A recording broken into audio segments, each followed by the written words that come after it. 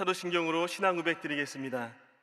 전능하사 천지를 만드신 하나님 아버지를 내가 믿사오며 그 외아들 우리 주 예수 그리스도를 믿사오니 이는 성령으로 잉태하사 동정녀 마리아에게 나시고 본디오 빌라도에게 고난을 받으사 십자가에 못 박혀 죽으시고 장사한 지 사흘 만에 죽은 자 가운데서 다시 살아나시며 하늘에 오르사 전능하신 하나님 우편에 앉아 계시다가 거기로부터 산자와 죽은 자를 심판하러 오시리라. 성령을 믿사오며 거룩한 공교회와 성도가 서로 교통하는 것과 죄를 사하여 주시는 것과 몸이 다시 사는 것과 영원히 사는 것을 믿사옵나이다. 아멘. 할렐루야. 참으로 좋으신 아버지 하나님 고맙고 감사합니다. 저희를 사랑하셔서 하나님의 귀한 자녀 삼아주시고 오늘도 하나님의 큰 은혜 부어주시려고 예수님의 생명으로 충만케 하시려고 너는 너것이야 부르시사 주의 귀한 전에 나오게 하심을 고맙고 감사합니다. 오늘도 있는 모습 그대로 나왔사오니 우리 예수님 흘리신 보혈의 피로 우리를 깨끗게 하여 주시고 주님 말씀으로 주님의 은혜로 성령의 역사로 새롭게 하여 주옵소서. 오늘 말씀 듣고 기도할 때 어떤 문제, 어떤 어려움, 어떤 아버지 하나님 심각한 문제를 떠안고 왔다 할지라도 모든 문제가 떠나가며 오직 하나님의 영광이 나타나는 귀한 날, 복된 날 되게 도와 주옵소서. 주의 피값으로 세우신 여두 손목길을 상하심을 감사합니다. 당장 목사님 선교사역 중이시오니 아버지 하나님 밟는 땅 거하는 처소가 복되며 아주 강건함을 도와주시고 예수만의 생명과 은혜와 축복의 소식이 넘쳐나게 도와 주옵소서. 사랑하시는 예수 그리스도의 이름으로 기도드립니다. 아멘. 할렐루야. 오늘 함께 은혜 나누실 말씀은 시편 34편 4절에서 6절까지 말씀입니다. 시편 34편 4절에서 6절까지 말씀을 다 같이 봉독하시겠습니다. 내가 야훼께 간구하매 내게 응답하시고 내 모든 두려움에서 나를 건지셨도다. 그들이 주를 앙망하고 광채를 내었으니 그들의 얼굴은 부끄럽지 아니하리로다. 이 곤고한 자가 부르짖음에 야훼께서 들으시고 그의 모든 환난에서 구원하셨도다. 아멘. 할렐루야. 할렐루야. 하나님께서 저와 여러분을 사랑하셔서 오늘 이 자리에 부르신 줄로 믿습니다. 우리가 가슴에 손 얹고 고백합니다. 예수님 때문에 행복합니다. 예수님 때문에 행복합니다. 예수님 때문에 소망이 있습니다. 아멘. 예수님 때문에 행복하고 예수님 때문에 소망이 넘쳐나는 줄 믿습니다. 우리가 이 자리에 손을 기도할 수 있음이, 예배 드릴 수 있음이 하나님의 은혜인 줄로 믿습니다. 때로는 기도가 무거운 짐 같고 기도하기 매우 어려운 것 같지만 기도는 결코 하나님께서 우리를 무겁게 하시는 짐이 아니라 우리를 행복하게 하시는 하나님의 축복의 통로가 되는 줄로 믿습니다. 저는 본 말씀 시편 34편 4절 이하의 말씀을 가지고 공고한 자의 외침 첫 번째 시간 다윗이라는 제목으로 함께 은혜를 나누고자 합니다. 첫째로 보는 것은 공고함의 문제는 항상 있다는 것입니다. 같이 해볼까요? 공고함의 문제는 항상 있습니다. 예, 공고함이 무엇입니까? 공고함을 제가 사전에서 찾아보니까요, 사전적 의미는 이렇습니다. 처지가 가엾고 형편이 좋지 못함, 이렇게 되어 있습니다. 처지가 가엾고 형편이 좋지 못함. 그래서 쉬운 성경에서는 공고함이라는 말을 불쌍함이라고 표현하였습니다. 그렇죠. 우리가 삶을 살다 보면 누구를 막론하고 곤고한 문제를 만나게 되어 있습니다. 아니, 크고 작은 곤고함이 우리를 어렵게 합니다. 우리가 신앙생활 열심히 해도, 하나님을 뜨겁게 사랑해도, 아니 성령 충만만 해도 곤고함의 문제가 우리에게 다가온다는 것입니다. 이것은 우리 믿음의 조상들에게도 크게 다르지 않았습니다. 우리 믿음의 위인들도 항상 하늘위를 펄펄 나는 것 같은 은혜 충만한 생활, 또 문제가 전혀 없는 평안한 생활을 하는 것이 아니라 때로는 힘들고 어려우며 눈물나며 도저히 감당할 수 없는 많은 위기와 고통이 그들을 따랐다는 것입니다. 공고함의 문제는 누구에게나 다가올 수 있습니다. 끊임없이 우리의 삶과 맞닥뜨려 있다는 것입니다. 이것이 마음의 공고함이건 아니면 육신의 공고함, 즉 질병이건 혹은 환경이건 간에 누구에게나 공고함의 문제가 다가옵니다. 지금도 크고 작은 공고함의 문제가 아마 우리에게 있을 것입니다. 저도 공고함의 문제가 있습니다. 그러므로 이것을 이상히 여기지 말라는 것입니다. 육신의 몸을 입고 있는 이상 항상 공고함의 문제가 우리에게 따를 수 있으며, 아니 앞으로도 우리의 삶 가운데 공고한 일들이 다가올 수 있다라고 하는 것입니다. 둘째로 보는 것은 곤고할 때가 곧 기도할 때입니다. 같이 고백할까요? 곤고할 때가 기도할 때입니다. 대부분의 경우는 그렇습니다. 우리 평소에 기도 열심히 안 하시는 분들도 큰 문제를 만나면 기도하십니다. 심지어는 교회에서 얼굴조차 보기 힘든 분도 자녀가 대학을 간다든지 중요한 일을 맞닥뜨렸을 때 기도하는 모습을 보게 됩니다. 놀라운 것은 해마다 수능 기도를 할 때 평소에 정말 얼굴도 보기 힘든 분들이 하루 종일 자리에 나오셔가지고요, 대성전에서 기도하시고, 그것도 손을 들고 기도하시는데 그 손이 끝날 때까지 내려오지 않습니다.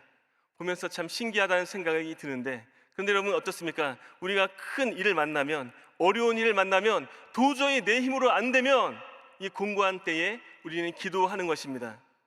물론 평안할 때, 고요할 때, 아무런 문제가 없을 때, 아니 우리가 하나님의 큰 복을 받았을 때 기도하는 것이 너무 귀하고 감사하지만, 그래서 거꾸로 생각하면 공고할 때만, 어려울 때만 기도하는 것이 참 불성사납지만, 그럼에도 불구하고 어려운 문제를 만났을 때 기도할 수 있다는 것, 어려운 문제를 만났을 때 더 뜨겁게 기도하고 더 간절히 하나님께 가까이 할 수 있음이 은혜인 줄로 믿습니다. 곤고할 때가 곧 기도할 때입니다. 아브라함 링컨을 기억하실 것입니다. 지금도 가장 존경받는 미국 대통령입니다. 그가 그에 대해 많은 일화가 있는데요, 미국을 사랑했던 사람들이라고 하는 미국 학생들의 교재가 있는데, 거기에서 링컨을 이렇게 소개하고 있습니다. 그는 가정 형편이 어려워 학교 공부는 많이 못했지만 성경을 읽고 또 읽어 위대한 사람이 되었다, 이렇게 말씀하고 있습니다. 실제로 링컨, 그가 가정 형편이 어려워서 정규 교육을 받지 못했습니다. 그러나 그의 어머니를 통해서 하나님 말씀을 읽게 되었고, 그가 성경을 읽고 또 읽어서 하나님의 위대한 사람이 된 줄로 믿습니다. 또한 백악관을 기도실로 만든 대통령 링컨이라는 책에서 이런 일화를 소개하고 있습니다. 링컨의 확신대로 남북전쟁, 노예해방 운동이 잘 성공적으로 마쳐졌습니다. 그때 이제 노예해방을 통해서 해방된 이 흑인분들이 너무나 감사하고 너무나 좋아서 뜰 듯이 기뻐해서 그들이 이제 링컨에게 감사한 마음을 전달하고자 합니다. 그래서 무슨 의미 있는 선물을 전달할까 하다가 결국 이제 성경책을 선물하기로 했죠. 그래서 그 성경책은 그냥 성경책이 아니고 거액의 돈을 들여서 가죽 성경에다가 금박을 입힙니다. 그리고 그 금박을 입힌 가운데 성경의 겉표지에는 쇠사슬에 매여 있는 노예들의 족쇄를 벗겨주는 링컨의 모습을 새겨서 링컨에게 선물했습니다. 링컨은 이 값진 선물에 감격하면서 이렇게 말했습니다. 여러분의 사랑의 선물에 몸둘 바를 모르겠습니다. 저는 성경이야말로 하나님께서 인간에게 주신 가장 값진 선물이라고 믿습니다. 저는 어려서부터 하나님의 선물인 성경의 보화를 캐기 위해 성경을 묵상해 왔습니다. 이 성경 속에서 예수 그리스도의 값진 보화들이 다 들어 있습니다. 그리고 저는 남북 전쟁으로 나라의 어려움이 계속되는 동안 시편 34편 6절의 말씀을 암송하며 이를 통해 힘을 얻을 수 있었습니다. 이 곤고한 자가 부르짖음에 야훼께서 들으시고 그의 모든 환난에서 구원하셨도다. 이 말씀이 저를 낙심과 좌절에서 일으켜 세워 주었습니다. 지금도 일리노이 스프링필드에 있는 링컨 도서관에 보면 그가 사랑했던 구절 시편 34편이 펼쳐져 있는 성경을 볼 수 있다고 합니다. 그렇습니다. 링컨이 노예 해방 운동을 하면서 남북전쟁을 하면서 얼마나 많은 어려움을 겪겠습니까? 죽음의 위협을 느끼고 마음 가운데 굉장히 두렵고 힘들고 어려웠을 것입니다. 그러나 그를 지탱하고 그가 그 모든 것을 이겨낼 수 있었던 것은 하나님의 말씀입니다. 오늘 함께 봉독했던 말씀, 바로 시편 34편 6절 말씀이 그를 승리할 수 있도록 그에게 힘을 주고 용기를 주고 넉넉히 하나님의 은혜 가운데 승리로 이끌어 준 줄로 믿습니다. 링컨이 위기 때마다 암송했던 이 말씀을 우리가 같이 한번 고백해 볼까요?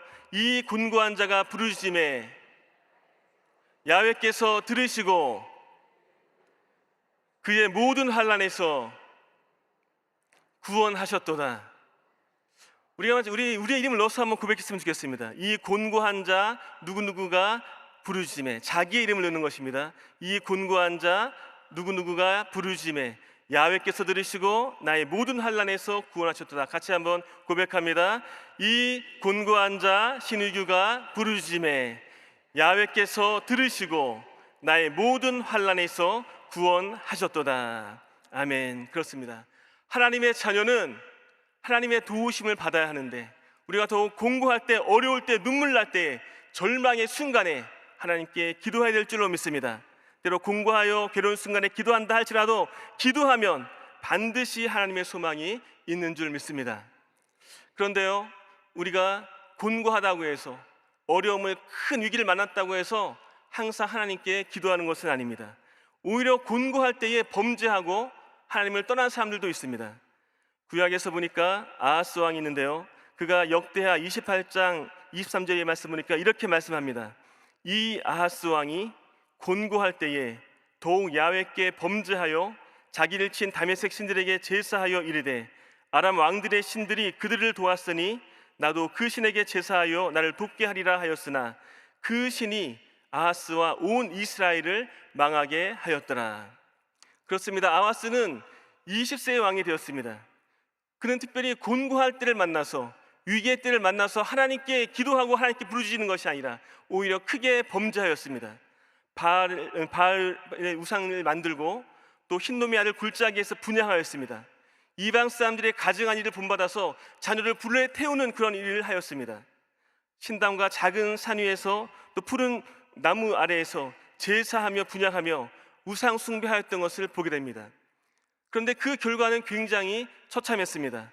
유다에서 하루 동안에 용사 12만 명이 르말라의 아들 베가이에서 죽임을 당하고, 국내 대신이 또 총 대신이 죽임을 당하고, 백성 20만 명이 사마리아의 포로로 끌려가는 것을 보게 됩니다. 이것이 곤고할 때에 범죄한 결과입니다. 그러므로 곤고할 때에, 어려움을 만날 때, 위기를 만날 때, 내 힘으로 안 되는 절망을 만날 때 우리가 하나님께 전심으로 기도할 수 있기를 예수 그리스도로 축원드립니다. 오늘 본문인 시편 34편 말씀은 다윗의 고백입니다.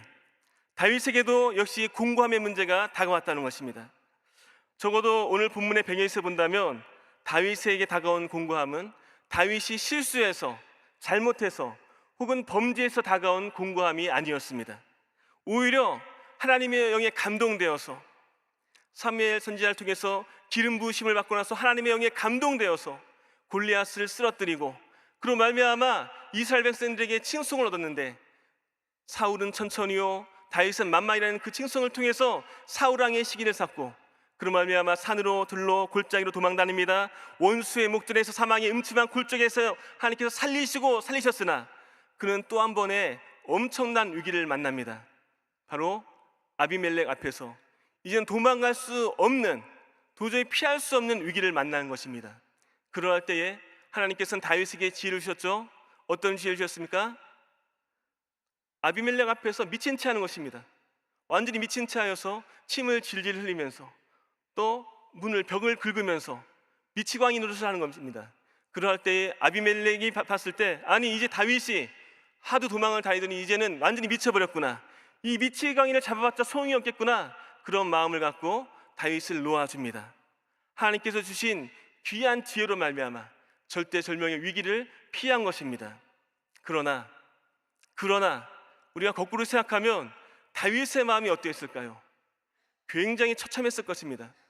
하나님을 떠나서 자신의 잘못으로 범죄하여서 위기를 만났다면 그래도 이해가 될 터인데, 하나님을 끊임없이 사랑했고 찬양했고 기도했고 하나님 편에서 서고자 했는데 엄청난 위기를 만나며 이제는 미치광이 채까지 하면서까지 이 위기를 피해야 되나, 이런 마음에 굉장한 괴로움이 다가왔을 것입니다. 그 마음의 상함, 그 마음의 고통, 그 마음의 처절함을 갖고 이렇게 고백하는 것입니다. 이 곤고한 자가, 이 불쌍한 자가 부르짖음에 야훼께서 들으시고 나의 모든 환난에서 구원하셨도다. 다시 말씀드립니다. 다윗이 믿음이 없어서, 은혜 충만하지 않아서, 성령 충만하지 않아서가 아니라 기름 부음을 받았음에도 불구하고, 하나님을 사랑함에도 불구하고 곤고한 문제에 처했다는 것입니다. 그러나 하나님께 소망을 두고 우리가 기도하고 또 하나님께 소망을 두고 믿음으로 부르짖으면 하나님의 소망의 역사가 임할 줄로 믿습니다. 왜 우리 여리순복음교회 성도님들이 그렇게 뜨겁게 기도하시고 뜨겁게 소리치며 부르짖으며 기도하십니까? 저도 초등학교 때부터 여리순복음교회 성도입니다. 저도 어렸을 때부터 저희 어머님이 열심히 기도하시는 모습을 봤습니다. 아니, 그냥 조용하게 기도하시는데 왜 그렇게 소리를 지르시는지. 그런데 저도 함께 그렇게 기도하는 것입니다. 왜 우리가 그렇게 기도합니까? 왜 유난스럽게, 왜 하나님이 귀가 멀으셨나라는 소리를 들으면서까지 그렇게 기도합니까? 우리의 삶이 절박하기 때문입니다. 우리의 삶이 간절하기 때문입니다. 강한 자 약한 자 사이에 도울 자가 하나님밖에 없음을 우리가 알고 고백하면서 하나님 도와달라고, 한 날 불쌍히 여겨달라고, 하나님 나를 주목해달라고 우리가 그렇게 기도하는 줄로 믿습니다. 잠언 8장 17절 말씀에 우리가 잘 알고 있는 말씀이 나옵니다. 나를 사랑하는 자들이 나의 사랑을 입으며 나를 간절히 찾는 자가 나를 만날 것이다 라고 말씀하고 있습니다. 잠언 8장의 말씀은 전체적인 주제가 지혜인데, 잠언 8장에는 수많은 하나님의 지혜를 다루고 있습니다. 그 가운데 참된 지혜가 무엇입니까? 또 참된 지혜로운 자가 누구입니까? 많은 지혜가 있고 많은 지혜로운 자가 있겠으나 하나님을 사랑하는 자, 또 하나님을 간절히 찾는 자, 그가 가장 지혜로운 자인 줄로 믿습니다. 간절히라는 말은 히브리 말로 새벽에라는 말로 바꿔 쓸 수 있습니다. 간절하면 새벽부터 부르짖을 수밖에 없습니다. 간절하면 하나님을 찾을 수밖에 없습니다. 이 새벽에 이 자리에서 기도하시는 우리 사랑하는 성도님들, 우리가 간절하기 때문에 이 자리에 모인 줄 믿습니다. 간절하기 때문에 우리의 삶의 처소에서 우리가 예배 드리는 줄로 믿습니다. 하나님 도와주세요. 하나님, 이 곤고한 자가 부르짖습니다. 하나님, 나를 만나 주옵소서. 나를 주님 고쳐 주옵소서. 우리가 간절히 기도하며 나갈 때 바로 곤고할 때가 기도할 때임을 알고 하나님의 풍성한 은혜 누릴 수 있기를 예수 그리스도 이름으로 축원드립니다. 마지막 세 번째 보는 것은 곤고한 자에게 주시는 은혜가 있습니다. 시편 18편 27절 말씀에 이렇게 말씀하고 있습니다. 주께서 곤고한 백성은 구원하시고 교만한 눈은 낮추시리이다. 또 34편 2절 말씀에 내 영혼이 야훼를 자랑하리니 곤고한 자들이 이를 듣고 기뻐하리라 라고 말씀하고 있습니다. 그렇습니다. 하나님께서 곤고한 자들을 구원하십니다. 또 곤고한 자들에게 위로하시고 곤고한 자에게 주시는 특별한 은혜가 있는데, 다윗이 그랬던 것처럼 다윗이 아비멜렉에게 피하여서 이제는 아둘람 굴로 도망합니다.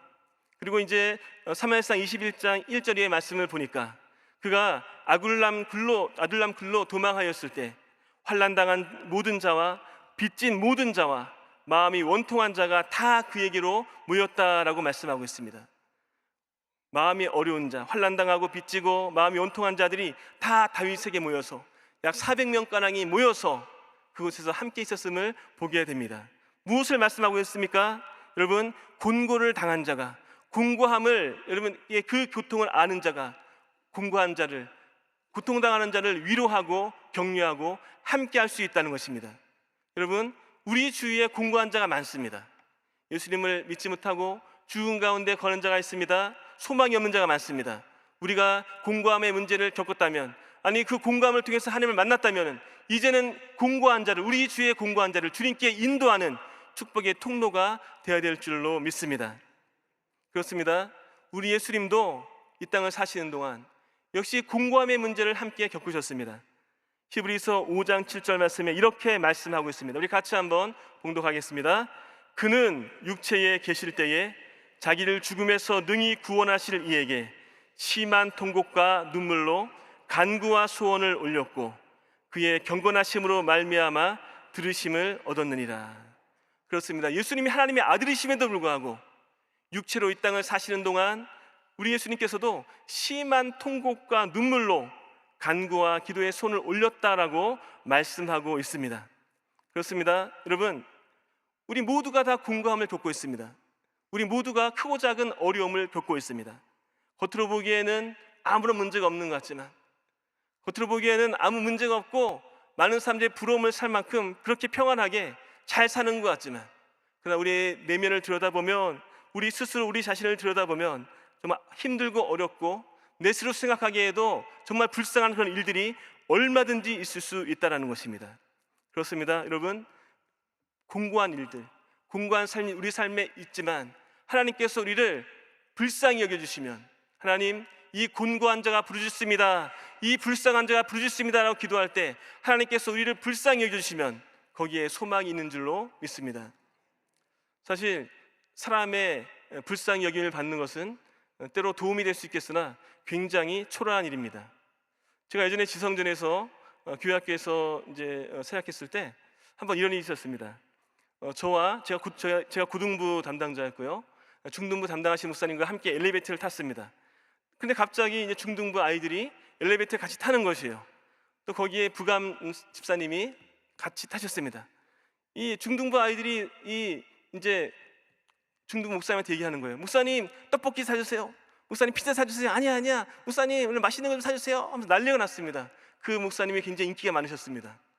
그런데요, 이제 부감님이 말리시는 거예요. 얘들아, 목사님이 돈 없어. 목사님 무슨 돈이 있겠어? 목사님이 돈이 없다고? 얼마나 돈이 없는지 알아? 너희보다 훨씬 더 가난하다고? 막 그러시는 거예요. 애들이 막 에이 목사님 사주세요. 그러니까 아니야, 너희보다 훨씬 더 가난하다니까, 너희보다 더 돈이 없다니까. 그러시고 나서 아이들과 부감 집사님이 내리셨습니다. 이제는 저와 중등부 담당 목사님만 남았습니다. 중등부 목사님이 얼굴이 빨개졌습니다. 저희 후배 목사님이셨는데 제가 그래서 목사님을 위로해드렸습니다. 목사님 괜찮습니다. 목사님 괜찮아요. 그런데도 목사님 얼굴은 빨개져서 어찌할 바를 몰랐습니다. 물론 그 집사님께서는, 그 부감 집사님께서는 정말 목사님 편에서, 목사님을 위해서 그렇게 목사님 편을 들어주신 것이지만, 그러나 여러분, 굉장히 초라한 모습을 여러분 그 중등부 목사님이 가지셨던 거죠. 그렇습니다. 사람의 불쌍히 여김을 받으면 도움이 될 수 있겠으나 굉장히 힘들고 어렵습니다. 초라합니다. 그러나 적어도 우리가 하나님의 불쌍히 여김을 받으면, 하나님께서 우리를 불쌍히 여겨주시면 문제는 떠나가고 하나님의 은혜가 임할 줄 믿습니다. 오늘 우리가 이 자리에 모였습니다. 하나님께서 우리를 사랑하셔서 너는 내 것이라 부르시사 이 자리에 모인 줄로 믿습니다. 강한 자 약한 자 사이에 도울 자가 하나님밖에 없음을 다시 한번 우리가 기억하고 고백하면서 우리가 기도했으면 좋겠습니다. 다윗처럼 기도했으면 좋겠습니다. 하나님, 이 곤고한 자가, 이 불쌍한 자가 부르짖습니다. 하나님 응답하여 주옵소서. 나를 만나 주옵소서. 나를 주목하여 주옵소서. 우리 하나님의 능하신 손으로 역사하여 주옵소서. 우리가 기도할 때 우리가 알지 못하는, 감히 생각하지 못하는 하나님의 큰 권능의 손길이, 하나님의 은혜가 임할 줄 믿습니다. 그 소망 갖고 뜨겁게 기도하는 우리 모두 될 수 있기를 예수 그리스도로 축원드립니다. 기도하겠습니다. 이 시간 몸이 아프신 분, 육신의 공고함이 있으신 분, 아픈 데 손 얹고 기도하겠습니다. 문제와 마음에 손을 쓰며 가슴에 손 얹고 기도하겠습니다. 전능하신 아버지 하나님, 이 곤고한 자가, 이 불쌍한 자가 주님 기도합니다. 육신이 공고하여 아픈 데 손 얹고 기도합니다.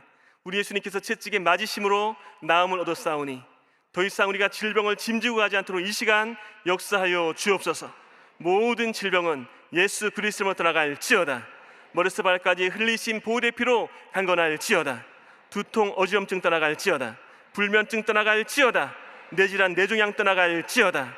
심한 건망증이 떠나갈지어다. 인지 기능은 정상이 될지어다. 목과 어깨 통증 사라질지어다. 팔과 팔목은 새 멎을지어다. 눈, 코, 입의 기능이 회복될지어다. 오장육부가 강건하게 샘을 얻게 도와주시고 소화 기관이 회복될지어다. 호흡기 질환이 떠나갈지어다. 심장 기능, 신장 기능이 회복될지어다. 부인과 질병도 치료될지어다. 고관절 기능이 회복될지어다. 허리의 통증, 허리 수술의 후유증도 보혈의 능력으로, 예수님의 십자가 보혈의 능력으로 깨끗하게 치유될지어다. 발과 발목이 새 멎을지어다. 무릎 관절이 새 멎을지어다. 힘있게 걸으며 힘있게 생활하며 하나님의 이름을 높일지어다. 특별히 우리 마음 가운데 주님 공고한 마음이 있습니다. 나도 어쩔 수 없는 내 마음 가운데 두려움, 염려, 근심이 떠나갈지어다. 우리 마음을 심히 어렵게 하고 부정적으로 만드는 원수마귀야, 하나님의 자녀와 상관이 없으니 떠나갈지어다. 아버지 하나님, 은혜 주셔서 공황장애가 떠나게 하시고 폐소공포증과 그 비슷한 우리 마음에 두려움을 주는 원수마귀가 떠나가고 그리스도의 평강, 은혜, 세상이 알 수 없는, 사람이 알 수 없는 하나님의 놀라운 평강과 은혜가 우리 마음 가운데 넘쳐나게 도와 주옵소서.